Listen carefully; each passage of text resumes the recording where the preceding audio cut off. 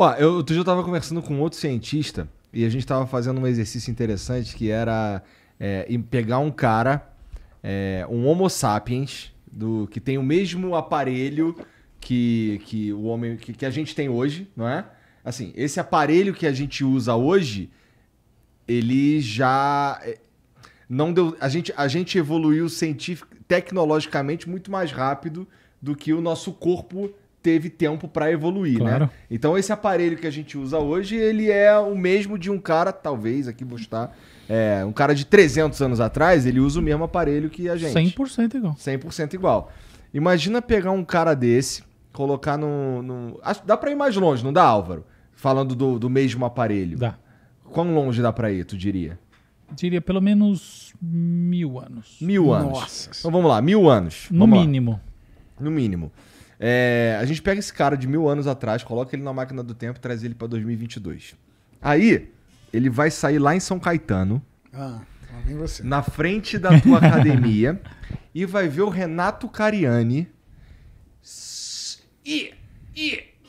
ficando cada vez mais musculoso, mais forte. E esse O cara vai cara, pirar demais nisso. Então, Fala, meu Deus Então, do céu, imagina esse cara olhando seres pra você e humanos falando do assim, futuro. Porra, esse cara é aquilo que você tava falando antes. Esse cara, como esse cara é burro. Porque, porra, ele tá desperdiçando a energia ali que eu me fodo todo dia. Não há 1000 anos.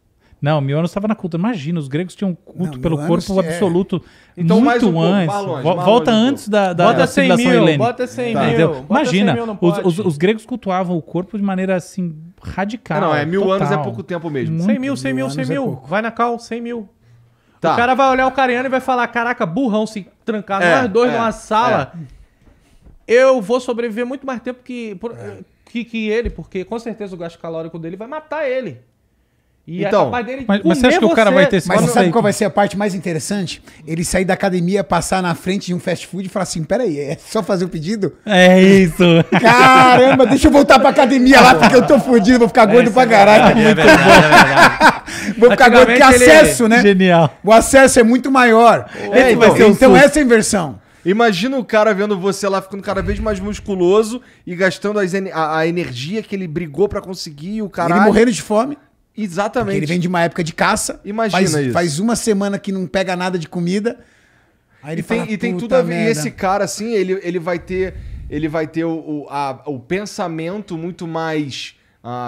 Vou usar a palavra aqui, feral. Que é. Claro. Aí você tira ele dali, coloca ele na frente de uma padaria e fala, come. Ele vai comer até morrer, velho. Ele vai falar assim, vai que semana que vem. Vai comer igual morrer. Faz igual eu faço. E aí o que você consegue entender? Que o acesso às coisas também evolui em você. Você começa a ter um pouco mais de juízo, né? E tem tudo a ver com o que você estava falando sobre a maneira como o nosso corpo lida naturalmente com a realidade. Que é, pô, teu corpo quer que seja gordo. Exatamente. Mas o meu metabolismo, a minha, vamos dizer assim, o termo, vamos dizer, a minha genética, ela é daquele cara de lá de trás. Sim, Não mudou exatamente. isso. O Exatamente. que mudou foi o O acesso. equipamento é o mesmo, né? É, o Mas você é equipamento do mesmo. tipo... Porque lá atrás você fala a genética dos povos que são assim, não culturalizados. Você sabe do que eu tô falando, né? Por exemplo, quais são as populações com maior taxa de obesidade nos Estados Unidos? Índios americanos. É mesmo? É lógico. Tem uma teoria, até tem um paper sobre isso, que é Thrifty Phenotypes, que é o seguinte, olha só que curioso. É muito engraçado. A baixa exposição a açúcares e a hipercalóricos leva a uma resistência à insulina, leva a toda uma sensibilidade desses sujeitos que levam a obesidade muito maior. Então, onde que está a obesidade de verdade? Está no deslocamento dessas populações que comiam... Assim, preciso dar um parênteses. É o seguinte, você tem dois regimes tradicionais, tem vários, mas tem dois principais. Um regime que é típico de país temperado, que é esse aqui, o cara come muito, então de vez em quando ele caça e come muito, e você tem um regime de países tropicais, semitropicais, etc. tal, que são muito mais frugais, que thrifty é frugal. Então, assim, é o fenótipo frugal. Então, por exemplo, pensa no índios da Amazônia. Nunca faltou comida. Não é verdade que ele come um bisão. Ele come sempre um peixinho, uma coisinha, não sei o quê. O primeiro tipo é, por exemplo, o tipo europeu. Por que curiosamente, a gente tem esse tipo branco e tal, que é muito mais gordo em geral, mas é o tipo mais resistente, não menos resistente. Esse tipo frugal, como o índio, se você coloca ele numa dieta ocidental típica hardcore, ele fica muito mais gordo. É o contrário do Porque que ele diz não- ele não- do que vamos dizer assim, a intuição. Porque não tinha escassez.